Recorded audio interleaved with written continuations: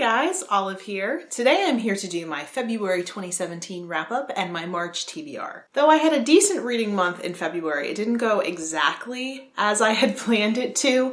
I lost some momentum very early on in the month, just based off of being very tired from my everyday life. However, I did read some great books, so I'm excited to talk to you about them. The first 3 books that I read in February I've actually discussed in other videos. The first 2 books I read were 2 biographies of Ivan the Terrible, which I talked about in my first video for Russian History Retreat. And I also read The Patriots by Sana Krasikov, which I did a full review of. I will link the first episode of Russian History Retreat and my review of The Patriots down in the description box if you wanted to check those out. As it turned out, I had a pretty successful nonfiction reading month during the month of February. I read the 2 biographies of Ivan the Terrible, and then I moved on to read 3 additional nonfiction books throughout the course of the month. The first nonfiction book that I finished during the month of February was called Rabid, A Cultural History of the World's Most Diabolical Disease by Bill Wasick and Monica Murphy. I think it was toward the end of last year that Stephanie from That's What She Read had picked this one up, and then right after I finished it, Amanda from A Scientist Reads did a whole review on it. So it seems like one of those backlist books that's having a moment. This book does go into the science behind the rabies virus and also does talk at length about Louis Pasteur and his methods of finding the vaccine for the rabies virus. But the majority of this book is, as the title suggests, a cultural history of the rabies virus. A very large section of the book is dedicated to the history of the relationship between humans and dogs, since dogs are historic carriers of the rabies virus. There is also a substantial section of the book dedicated to how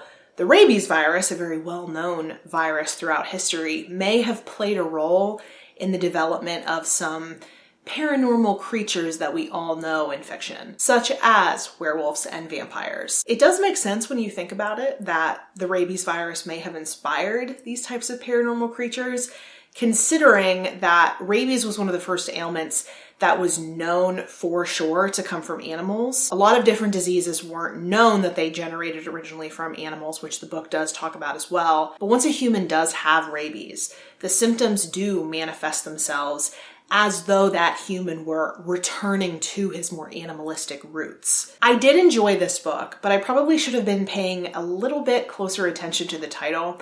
It does very clearly say a cultural history of the world's most diabolical disease. And I was going into it wanting a little bit more of the science. It started off really strong with a lot of science about how the rabies virus actually works.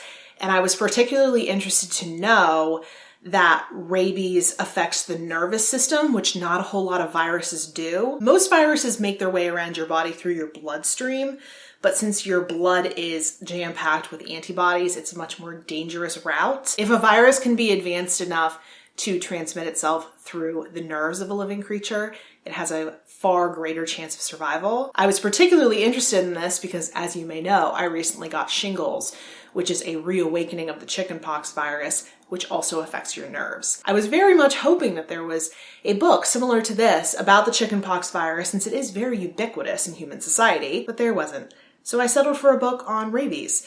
And hey, at least it made me grateful I had shingles and not rabies. The next nonfiction book I picked up was called Heat. An amateur's adventures as a kitchen slave, line cook, pasta maker, and apprentice to a Dante-quoting butcher in Tuscany by Bill Buford. This is a memoir all about Bill Buford, an amateur chef, and his experiences kind of throwing himself into the culinary world. He crosses paths and kind of becomes friends with the famous chef Mario Batali. Though he is an avid home cook, he doesn't know much about the restaurant industry or cooking fine dining at a very high level. So he kind of volunteers himself to start out on the bottom of the totem pole of the restaurant hierarchy and learn and slowly make his way up. He eventually gets good enough to start cooking on the line, but when he starts to feel his skills stagnating, he takes Mario Batali's advice and decides to go and study in Italy. There he learns how to make pasta using generations old recipes. He does serve as an apprentice for a very eccentric but very entertaining butcher. I listened to this one on audio, and though it was not my favorite food memoir that I've ever read, I found it highly entertaining. I moved through it very quickly. The writing is very captivating. Though I do not have experience in a professional kitchen, much as I wish I did, from everything I do know about cooking in professional kitchens, This feels very raw and honest to what I imagine that experience would be like. The world of professional cooking is not necessarily glamorous, though the plate you get in front of you is mighty beautiful. The process of getting it to you involves a lot of blood, sweat, and tears. But through listening to this memoir, it is very clear just how much passion Bill Buford had, at least at this point in his life, for food. And given that I am someone who really loves to cook, it was a joy to listen to. The last nonfiction book I read is actually the most recent book I finished, which I finished on March 1st, but I'm counting it in this wrap up anyway. That book was my random pick for the month of February. That was At Home, A Short History of Private Life by Bill Bryson. I had never read any Bill Bryson before, so I was very excited to pick this one up.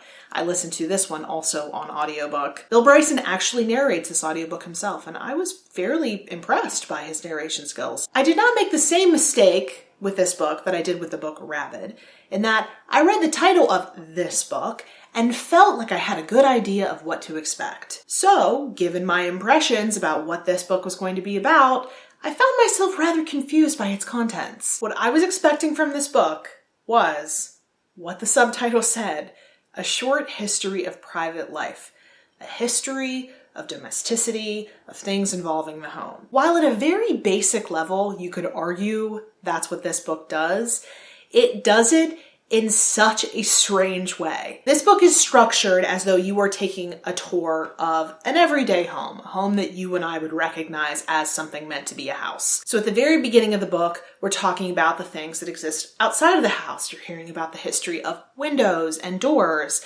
And then as you enter the house, in each successive room, Bill Bryson gives you a history of things relating to that room. So for example, if he's taking you through, say, the nursery, then instead of a history of how the nursery came to be, you're instead getting a whole history of the Western view of childhood. If you're going upstairs to the bedroom, you get a history not only of the stairs that lead you there, but of sexual relations between husband and wife in the Victorian era. I love to learn, so I am never one to turn away knowledge, but sometimes some of these stories that he would attach to these rooms felt so unconnected and so out of left field, I would forget what room we were talking about. For example, I listened to a whole history of the Erie Canal, and I could not tell you for the life of me what room that was connected to. So really the subtitle of this book should have been At Home, A Short History of Things Relating to Domestic Life. But I guess that doesn't have the same ring to it. So was it a good book?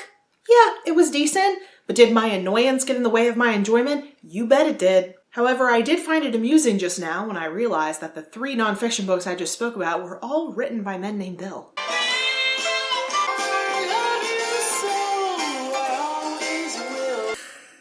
And then there were 2 more fiction books that I finished during the month of February. The first of those was Persuasion by Jane Austen. I buddy read this book with Farah from A Booktube Book and Phoebe from Officially Phoebe's TV. I was not the greatest buddy reader this month because of my lack of momentum. I kind of ghosted on all of my buddy reads because I'm awesome. But this year I had to work President's Day, and I listened to this book pretty much over the course of one day on audio, because audiobooks saved my reading month this month. I was really hoping when I first started this book that it would be the Austen to knock Pride and Prejudice down a notch in my mind. But Pride and Prejudice remains where it stands as my favorite Austen novel. I really did enjoy this. I thought it was charming, but I didn't find it as compelling as Pride and Prejudice. I really did like Anne. I thought she was charming. She definitely does not have as much personality as Lizzie does, but she does feel more like a real person. And she is very impressive when you consider what her family is like. She stands in stark opposition to everything they represent. I did like the love story, and the story took some turns that I was not at all expecting, but I did not end up loving it as much as I was hoping that I would. And the very last book I had to talk to you about is one that I read pretty much over the course of one day when I just couldn't stop reading, and that was Tallulah Rising by Glenn Duncan. Since this is the second book in a series, I can't tell you too much in terms of the plot, but I can tell you just how compelling I found this book. The first 100 pages, I think I read over the first 2 or 3 days I was reading this book. And then the last 250, I speed read through over the course of a weeknight after I got home from work. If you are a fellow full-time worker, then you know how impressive that is to get through that many pages after coming home from work with a fried brain. One of the things I really love about these books is that the writing style is sophisticated, but it goes down so easy. It's like drinking whiskey. You guys probably think I'm such an alcoholic. If this were any other author, I would find it annoying how he ends chapters. Homeboy has never met a chapter-ending cliffhanger he hasn't liked. If this were any other story, that would be something that would profoundly annoy me.